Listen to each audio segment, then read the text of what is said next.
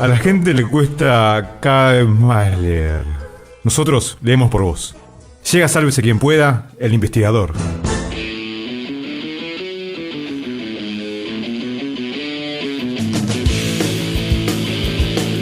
Uruguayos, la patria o la tumba, con libertad o con gloria, igual van a morir, no hay solución. Montevideo muere, atrapados en el fondo de su propia tumba, es difícil creer que puedan salir. En un Montevideo recién entrando en democracia, golpeado por una dictadura cívico-militar tan prohibitiva, tan represiva y tan censuradora, una expresión de jóvenes empieza a hacerse camino a través de guitarras distorsionadas, baterías simples con rulos más rápidos que lo que la cabeza podía entender, y bajos muy pero muy picados. Todo esto sumado a una bola de sonido que hacía despeinar a cualquiera que se atreviera a dejarse atravesar por ese sentimiento de libertad que ella generaba. Por todo esto, esta bola de sonido aplastante llevaba a su melodía letras de todo tipo, algunas crudas, otras más hacia el lado del humor, otras que tenían mucho para decir, que criticaban hacia el gobierno, que criticaban al sistema. Se estaba gestando un movimiento de rock and roll en ese país y en ese Montevideo tan oscuro. Compañeros, ¿saben de qué Montevideo estamos hablando? ¿Tienen idea de qué Montevideo estamos hablando? Montevideo, Minnesota, Estados Unidos. Montevideo, Minnesota, Estados Unidos. Montevideo de una época muy oscura, seguramente. Montevideo de una época muy oscura. Por cómo lo presentaste. Bien. ¿Hay alguna banda que les resulte conocida o que haya hablado mucho de ese Montevideo tan oscuro post-dictadura? En este momento estamos escuchando una, ¿no? Sí. Caribe con Cano, te digo. Los estómagos. Los traidores, Los sí. estómagos, los traidores. traidores. Estuve bien, porque hice los deberes. Bien. Parece que aquel Montevideo en realidad no era tan libre. Esa democracia no trajo tanta libertad consigo. Esa democracia en realidad vino con muchas racias, muchas prohibiciones. Las racias eran... se llevaban gente en actitud sospechosa, digamos, para la policía. O sea, podía ser cualquiera de nosotros, vestido de forma coloquial, que si vos no podías justificar que estabas haciendo algo en ese momento que fuera a trabajar o algo que fuera realmente entendible para lo que era la policía de ese momento, te ibas a pasar la noche a la comisaría bajo determinadas tipificaciones en las cuales no tenía ningún sentido, al otro día te largaban y bueno, vos pasabas un momento horrible, se vivía mucha violencia, se vivían golpes, se vivía lo que era también degradación. Y bueno, en ese momento se genera un movimiento muy importante. Un movimiento que duró muy poco, un movimiento que tenía determinadas características y era un movimiento de rock and roll. Resulta que allá por 1983, aún en dictadura, se junta un grupo de jóvenes y empieza a tocar. Empieza a tocar una música que acá no era tan conocida, que sí había sido conocida en el mundo, en la movida del punk, alrededor de 1977, pero que acá, gracias a la dictadura, nunca había llegado a nada.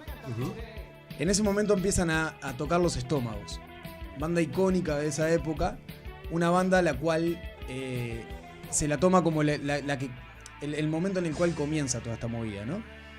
Allá empiezan a tocar en un bolichito en el centro, un bolichito muy jazzero y blusero, con mucho gusto por lo que era la buena música, digamos, entre comillas, la música más elaborada y la música con mucho más trabajo. Estos adolescentes, jóvenes, se paran en el escenario a tocar una música muy lisa, casi que un punk rock, muy lisa, con muy poca sofisticación. Pero, bueno, cuadrado como el punk. Exacto, ¿no? Cuadrado como el punk. Siguiendo el estilo. El punk rock no brilla por su originalidad, sino por el mensaje que brinda, ¿no? Y tenía una gran particularidad. En ese momento los jóvenes tenían algo para decir. En ese momento los jóvenes estaban en una etapa de la dictadura que fue la menos dura, digamos, y empezaron a sentir que tenían cosas para sacar a decir. Que tenían cosas para vomitar. Para vomitar en menos de 3 minutos, diría Leo Lagos en su libro Quiero Puré, en el cual habla de toda esta temática. Ellos querían vomitar algo en menos de 3 minutos y con una música que acompañaba eso. Una música que acompañaba muchísimo esa crueldad de las letras que tenían para alargar y para decir de ese Montevideo de ese entonces. Allá entonces por 1983 empiezan a tocar Los Estómagos varias veces teniendo que salir corriendo de ese lugar inclusive, porque tanto la gente que estaba en ese lugar a veces se ponía un poco agresiva por la música que estaban tocando y muchas veces por las racias que entraban al lugar a llevarse todo lo que había a la vuelta de campera de cuero, cresta, lo que fuera, que no sea lo que uno estaba acostumbrado a ver en la calle, ¿no? En ese entonces, estas bandas más de protesta, más de que llevaban un mensaje, ¿no?, repulsivo a ciertas conductas que había a nivel social, no tenían tantos adeptos, ¿no? Como que la gente se había volcado más hacia capaz que el folclore, capaz que de otros grupos. Muy under la movida. Lo que pasa es que en época de la dictadura y sobre todo a fines de la dictadura, el folclore tuvo una influencia muy fuerte en el país en general, ¿no? Sobre todo en la parte más de izquierda del país. Tenía muchísima influencia. ¿Qué es lo que pasa? Y esto es algo muy interesante que también dice Leo Lagos en su libro, es hay algo que cautivó a los jóvenes en esa época. Y era muy sencillo. Un joven que no sabía tocar la guitarra, o apenas sabía tocar un par de acordes, para tocar un tema de Citarrosa, realizaba unos estudios terribles. O sea, para poder hacer un arpegio como lo que tenía Citarrosa, necesitaba estudios terribles. Lo que tocaba esta gente, lo aprendías muy rápido y lo podías reproducir muy rápido. ¿Qué es lo que pasaba con este tipo de bandas? Sí, sonaban mal. Sí, era una música que no todo el mundo le llegaba. Y era una música que era muy simple, sencilla, pero que eso, era un acompañamiento para lo que tenían que decir. A medida que van pasando el tiempo, ya cerca de 1985, empiezan a aparecer un montón de bandas.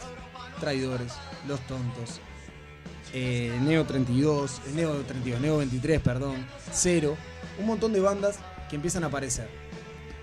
Esa banda las agrupa el productor y empresario Alfonso Carbone, que fue una persona muy influyente en toda esta movida, porque fue el que más o menos, primero que era el dueño del disco del sello Orfeo, el sello que editó absolutamente todos los discos de estas bandas.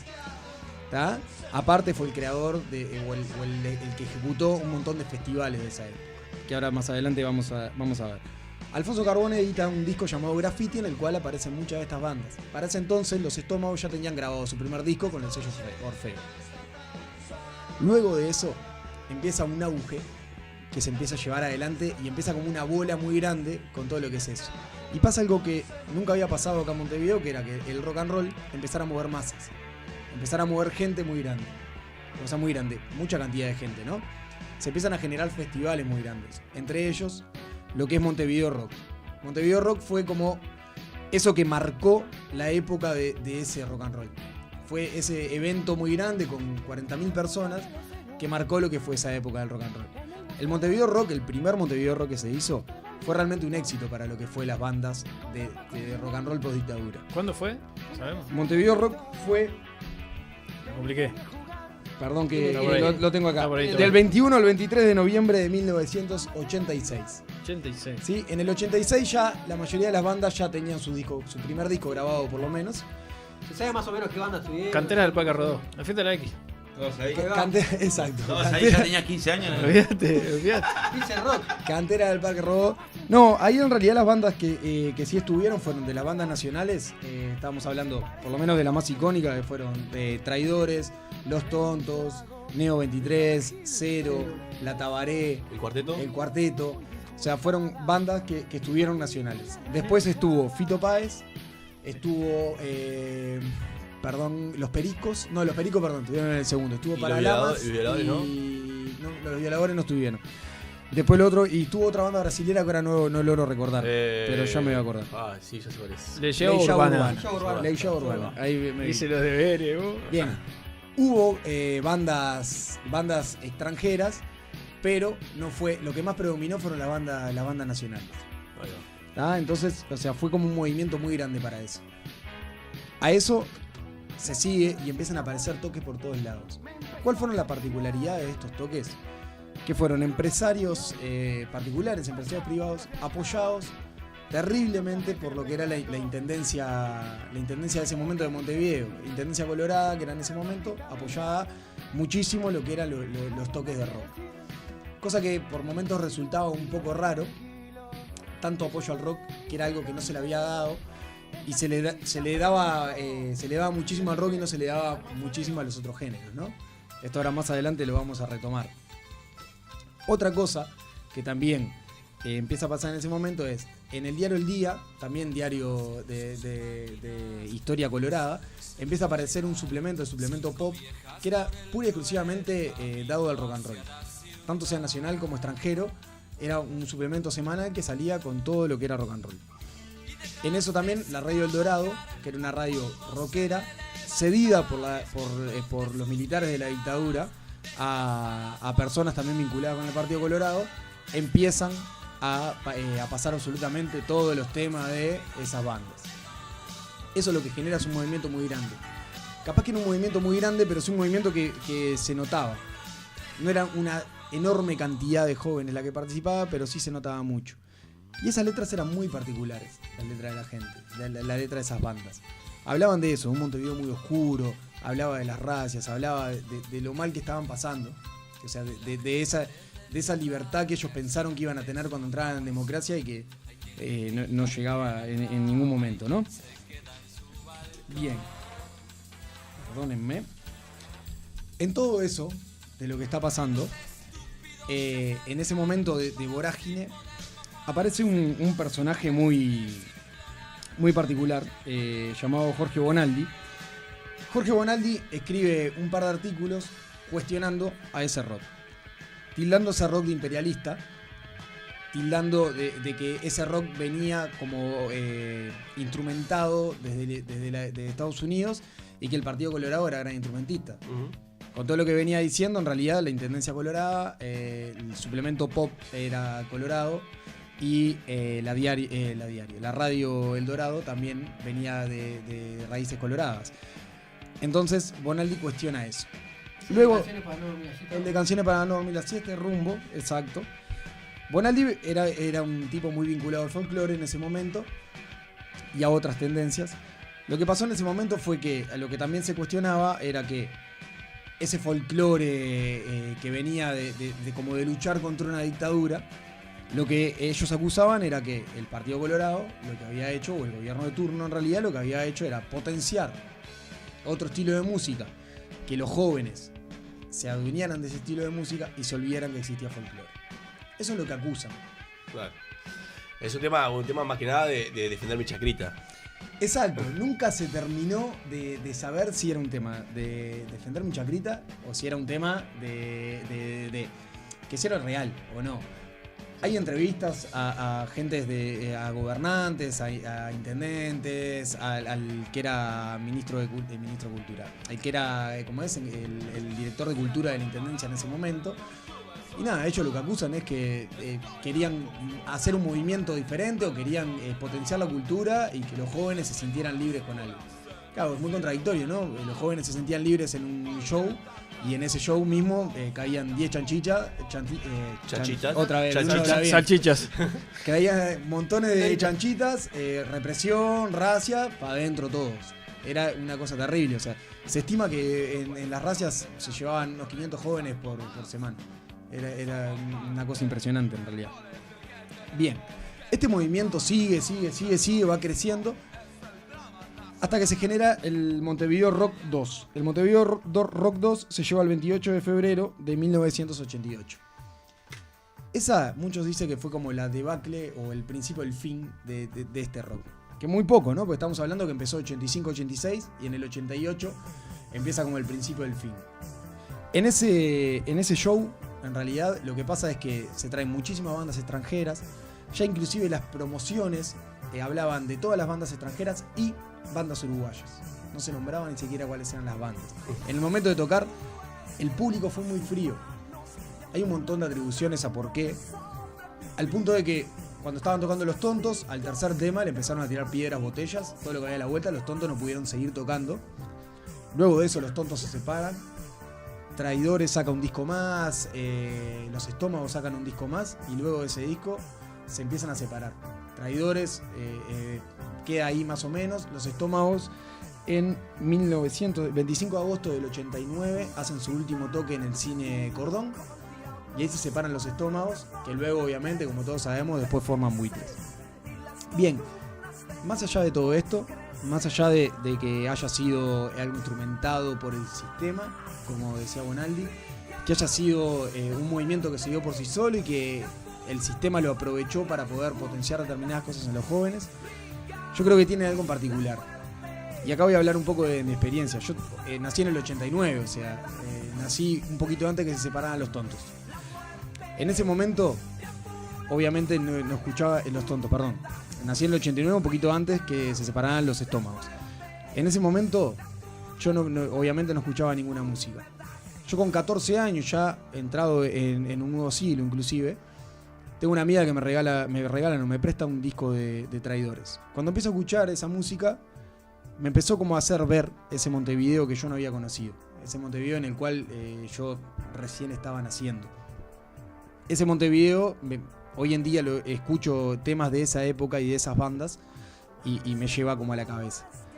A lo cual, más allá de haber vivido o no vivido esa época, yo creo que estas bandas tienen gran parte de historia. Lo que hacen es transmitirnos una historia. Creo que desde la música cruda esa que hacían hasta las letras que tenían, nos trasladan hacia un Montevideo mucho más oscuro que el que, por lo menos lo de mi generación, conocimos. Conocimos un Montevideo mucho más luminoso. Puede ser más real, puede ser menos real, depende de la imaginación de cada uno.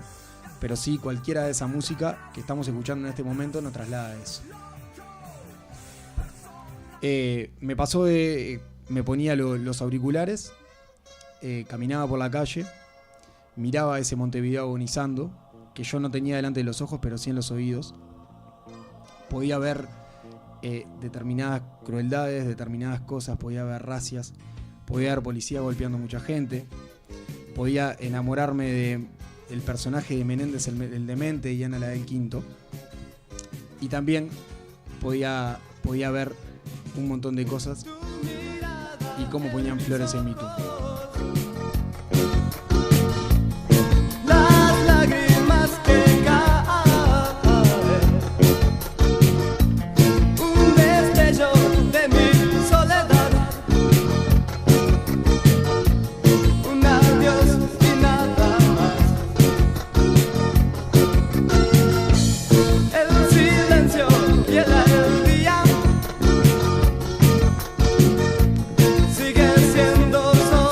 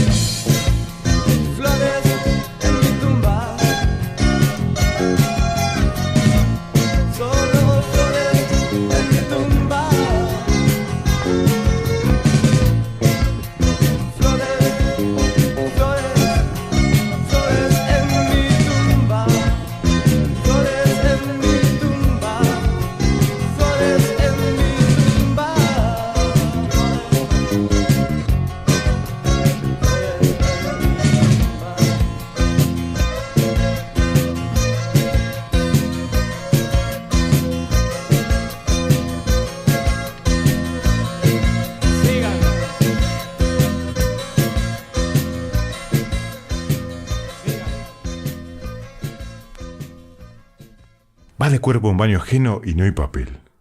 Sálvese quien pueda.